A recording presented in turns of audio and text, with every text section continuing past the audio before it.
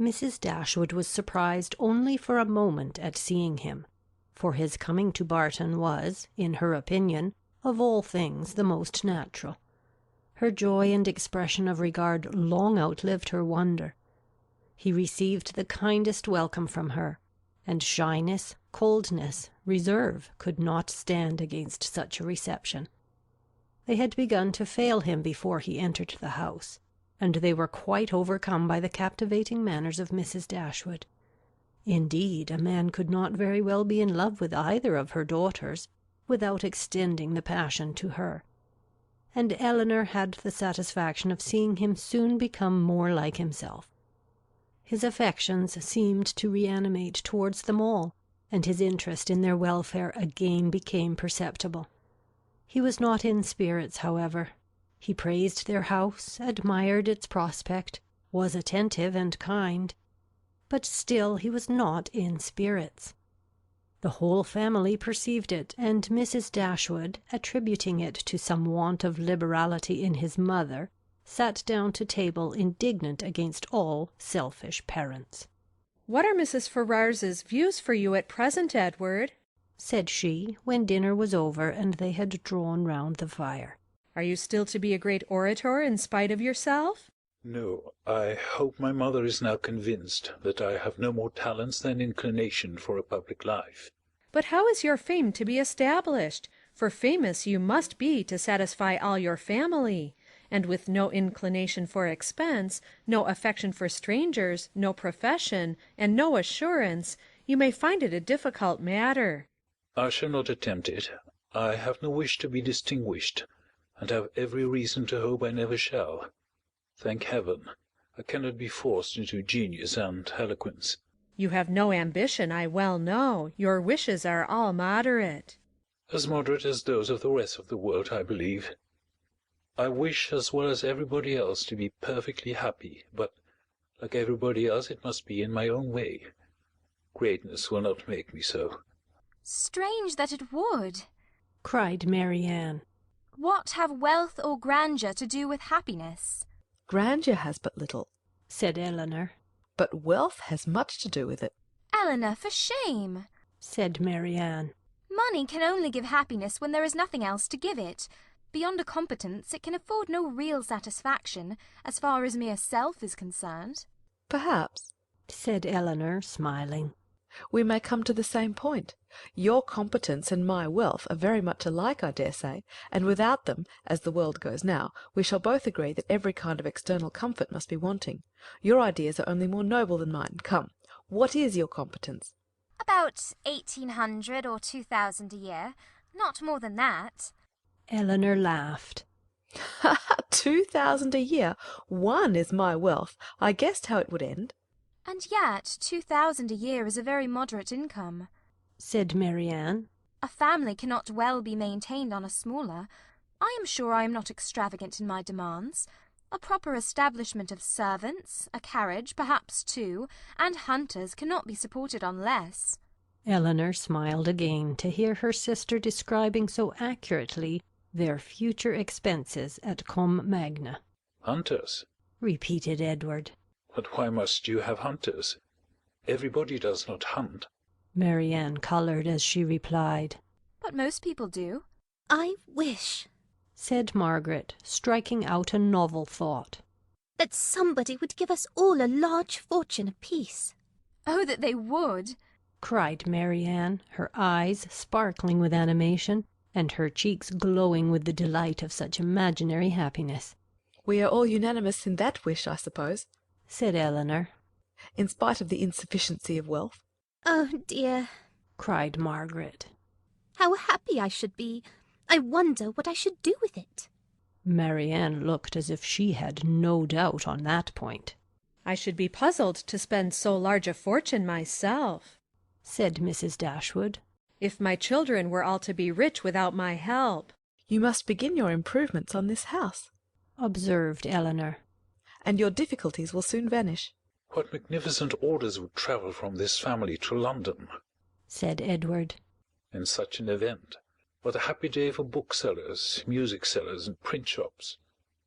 You, Miss Dashwood, would give a general commission for every new print of Mary to be sent you, and as for Marianne, I know her greatness of soul. There would not be music enough in London to content her.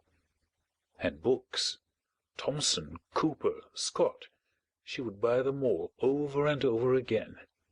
She would buy up every copy, I believe, to prevent their falling into unworthy hands, and she would have every book that tells her how to admire an old twisted tree.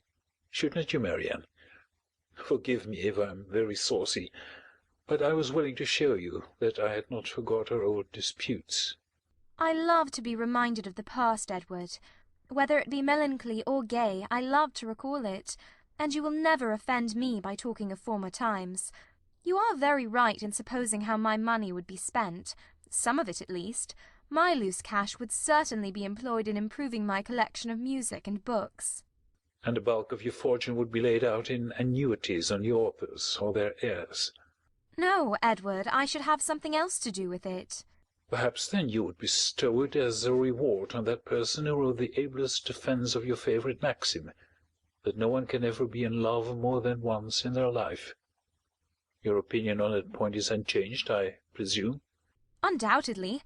At my time of life opinions are tolerably fixed. It is not likely that I should now see or hear anything to change them. Marianne is as steadfast as ever, as you see, said Eleanor. She is not at all altered. She's only grown a little more grave than she was. Nay, Edward, said Marianne. You need not reproach me. You are not very gay yourself. Why should you think so? Replied he with a sigh. But gaiety never was a part of my character. Nor do I think it a part of Marianne's, said Eleanor. I should hardly call her a lively girl. She is very earnest, very eager in all she does, sometimes talks a great deal, and always with animation, but she is not often really merry. I believe you are right, he replied. And yet I have always set her down as a lively girl. I have frequently detected myself in such kind of mistakes, said Eleanor. In a total misapprehension of character in some point or other, fancying people so much more gay or grave or ingenious or stupid than they really are, and I can hardly tell why or in what the deception originated. Sometimes one is guided by what they say of themselves, and very frequently by what other people say of them, without giving oneself time to deliberate and judge.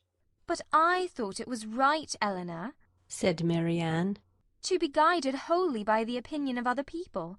I thought our judgments were given us merely to be subservient to those of neighbours. This has always been your doctrine, I am sure. No, Marianne, never. My doctrine has never aimed at the subjection of the understanding. All I have ever attempted to influence has been the behaviour. You must not confound my meaning.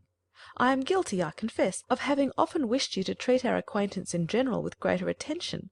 But when have I advised you to adopt their sentiments, or to conform to their judgment in serious matters? You have not been able to bring your sister over to your plan of general civility, said Edward to Eleanor. Do you gain no ground? Quite the contrary, replied Eleanor, looking expressively at Marianne. My judgment, he returned, is all on your side of the question, but I am afraid my practice is much more on your sister's. I never wish to offend, but I am so foolishly shy that I often seem negligent when I am only kept back by my natural awkwardness. I have frequently thought that I must have been intended by nature to be fond of low company. I am so little at my ease among strangers of gentility. Marianne has not shyness to excuse any inattention of hers, said Eleanor. She knows her own worth too well for false shame, replied Edward. Shyness is only the effect of a sense of inferiority in some way or other. If I could persuade myself that my manners were perfectly easy and graceful, I should not be shy. But you would still be reserved, said Marianne. And that is worse. Edward started. Reserved? Am I reserved, Marianne? Yes, very. I do not understand you, replied he, colouring. Reserved? How? In what manner? What am I to tell you? What can you suppose? Eleanor looked surprised at his emotion, but trying to laugh off the subject, she said to him, Do you not know my sister well enough to understand what she means? Do you not know she calls everyone reserved who does not talk as fast and admire what she admires as rapturously as herself? Edward made no answer. His gravity and thoughtfulness returned on him in their fullest extent, and he sat for some time silent and dull.